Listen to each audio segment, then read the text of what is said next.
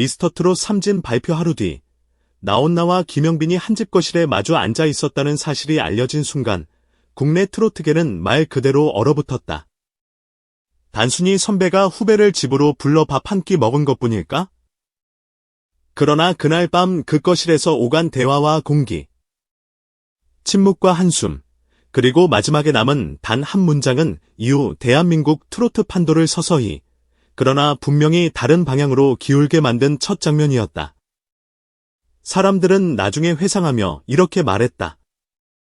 미스터트롯 3가 경연의 끝이었다면 나온나와 김영빈의 비밀 만남은 진짜 이야기의 시작이었다고. 시간을 되돌려 그날로 돌아가 보자. 3월 15일, 아직 겨울 끝자락에 찬 기운이 밤 공기 속에 남아있던 날.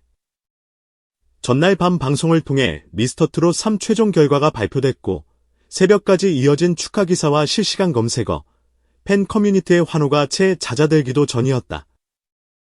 우승자, 진이라는 두 글자 옆에 선명하게 적힌 이름, 김영빈. 어제까지만 해도 수많은 참가자 중 한 명이었던 청년이 하루 만에 전 국민이 아는 이름이 된 날. 그의 휴대전화와 매니저의 휴대전화는 문자와 전화, 광고 제안과 방송 섭외 요청으로 폭격을 맞고 있었다. 정신없는 일정 조율 속 쉴 틈 없이 울리던 벨소리 사이로 유독 조용하게, 그러나 모든 공기를 바꿔버릴 한 통의 전화가 흘러 들어왔다. 발신자 이름을 확인한 순간 매니저의 손이 멈칫했다. 화면에는 너무도 익숙하면서도 쉽게 볼 수 없는 세 글자가 떠 있었다. 나온나. 매니저는 잠시 숨을 고르고 천천히 전화를 받았다. 그리고 짧은 통화가 끝났을 때 그는 떨리는 목소리로 김영빈에게 이렇게 말했다. 선생님께서 직접 집으로 오시랍니다. 오늘 밤 그 한마디에 방 안의 공기가 완전히 달라졌다. 수많은 기자의 인터뷰 요청도, 굵직한 광고 제안도, 거액의 행사비를 약속하는 전화도 잠시 뒤로 밀려났다. 한국 대중가요사에 살아있는 전설, 트로트의 교과서라 불리는 남자가 자신의 집으로, 그것도 방송국이 아닌 사적인 공간으로 막 데뷔한 우승자를 초대한 것이다. 이 초대 자체가 이미 메시지였다. 밤이 내려앉을 즈음, 약속된 시간보다 10분 일찍 김영빈을 태운 차가 조용히 목적지 앞에 멈춰 섰다. 차창 밖으로 보이는 집은 화려한 대저택이라기보다는 묵직한 세월이 배어있는 단단한 기둥 같은 한 채의 건물처럼 보였다. 김영빈은 차 문을 열며 깊게 숨을 들이켰다. 방송국 대기실, 수천 명 관객 안무대, 생방송 스튜디오도 모두 지나온 그였지만 이날 현관문까지 걸어가는 짧은 몇 걸음이 그 어느 대형 콘서트 입장보다 더 길고 무겁게 느껴졌다. 그는 조심스럽게 초인종을 눌렀고 잠시 뒤 안쪽에서 발자국 소리가 가까워지더니 문이 열렸다. 놀랍게도 문을 연 사람은 매니저도 직원도 아닌 바로 나온나 본인이었다. 편한 차림의 슬리퍼를 신고 있었지만 그 눈빛만큼은 무대 위에서 수십 년을 버텨온 사람만이 가질 수 있는 깊은 무게를 품고 있었다. 왔나. 단 4글자짜리 인사였지만 그 안에는 반세기 세월을 관통한 공연 인생, 트로트라는 장르의 역사, 그리고 후배 한 사람을 향한 관심과 기대가 겹겹이 쌓여 있는 듯했다.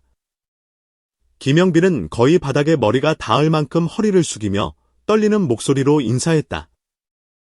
선생님, 뵙게 돼서 영광입니다.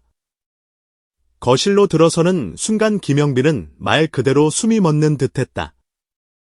벽면을 가득 메운 골든디스크와 플래티넘 음반, 수십 년간 받아온 각종 시상식 트로피, 흑백 시절 무대 사진과 전성기 공연의 순간을 담은 포스터들.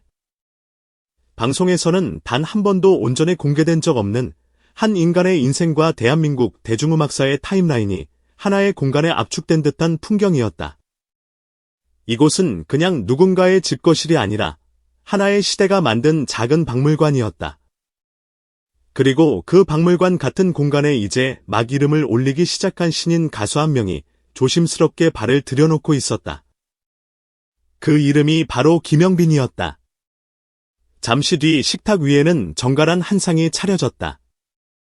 잡곡밥, 따끈한 국, 윤기가 흐르는 갈비찜, 소박하지만 진심이 느껴지는 나물 반찬들. 호텔 코스 요리도 고급 레스토랑도 아닌 마치 오래된 가족 식사를 떠올리게 하는 차림이었다. 처음 몇 분 동안은 숟가락이 그릇에 부딪히는 소리와 국물 넘기는 소리만이 조용히 오갔다.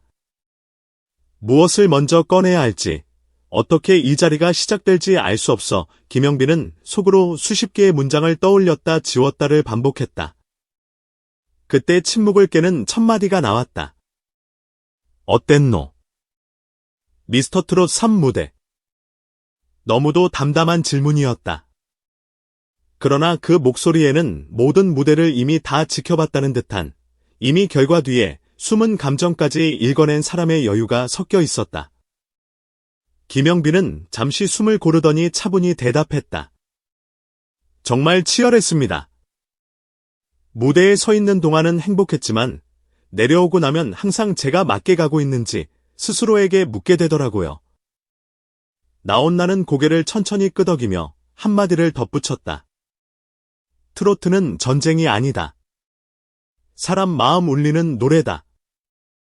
짧은 문장이었다. 그러나 그 말은 오랜 시간 경쟁 프로그램 안에서 살아남기 위해 흔들리는 마음을 움켜쥐고 버텨온 한 청년의 심장 한가운데를 정면으로 파고드는 칼날 같은 한마디였다. 식사가 끝난 뒤 둘은 거실 소파에 마주 앉아 따뜻한 차를 마시기 시작했다. 조명이 은은하게 내려앉은 공간에 잔잔한 차향이 퍼져나갔고 대화는 조금씩 더 깊은 물속으로 들어갔다. 생방송 무대 뒤에서의 긴장과 눈물, 연습실에서 아무도 모르게 쏟아냈던 좌절, 가족 이야기를 할 때마다 울컥 올라오는 감정, 팬들이 보낸 편지에서 힘을 얻었다는 고백, 그리고 아직 세상에 말하지 못한 불안과 두려움까지.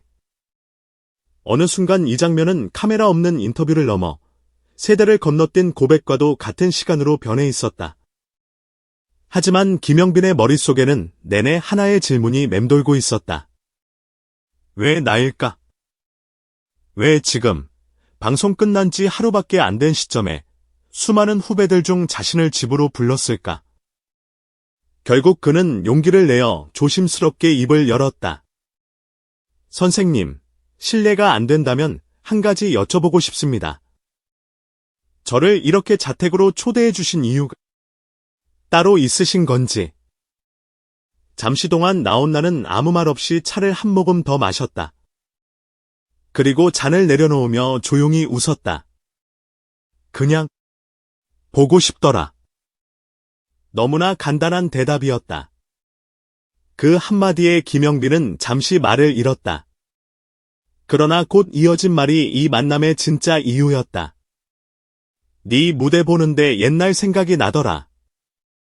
어릴 때 내도 무대 하나 하겠다고 세상 다 건 줄 알고 살았다.